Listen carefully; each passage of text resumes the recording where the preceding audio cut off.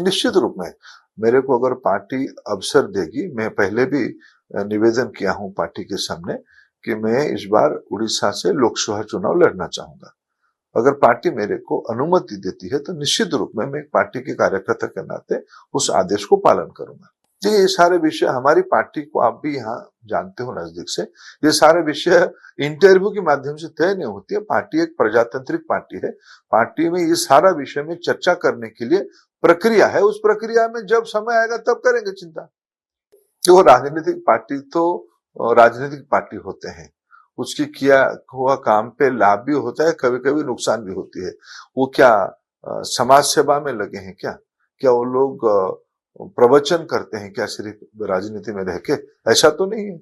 उनके हाथ में लंबे देश की सत्ता रही, देश को सेवा करने का उनको भी अवसर मिला, उन्होंने नहीं कर पाया। महिला आरक्षण वाला विषय पिछले 3 दशकों में एक राजनीतिक प्रसंग बना है हमारे देश में। पार्टी के अंदर, संसद के अंदर, विधानसभाओं के अंदर, सर्वोपरि समाज के अंदर।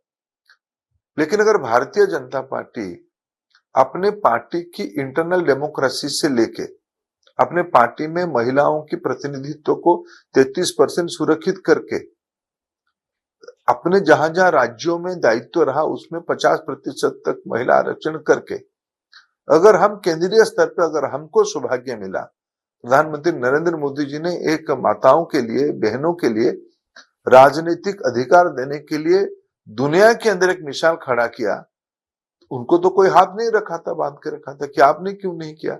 आपने तो 2008 में लाया, उसको 2014 तक लैप्स होने दिया, विशेषकर कांग्रेस पार्टी। आपको कौन मना किया था?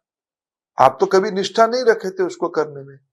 अगर हमारी सरकार ने, मोदी जी की सरकार ने उसको किया है तो निश्चित रूप में उसके समाज में हमारी प्रति तो आकर्षण, आदर बढ़ेगा।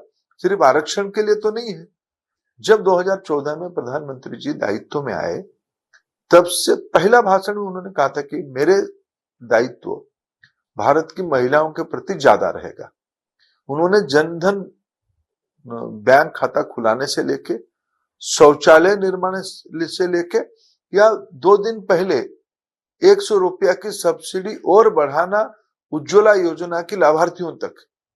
अगर आप पिछले 9-9.5 साल की एक एक कदम को दिखोगे, ये महिलाओं की हाथ मजबूत करना, उनकी सशक्तिकरण करना, उनकी सामाजिक सशक्तिकरण, अर्थनीतिक सशक्तिकरण करना और राजनीतिक सशक्तिकरण करने में एक सामग्री कॉम्प्रिहेंसिव रणनीति दायित्व मोदी जी ने निभाया है।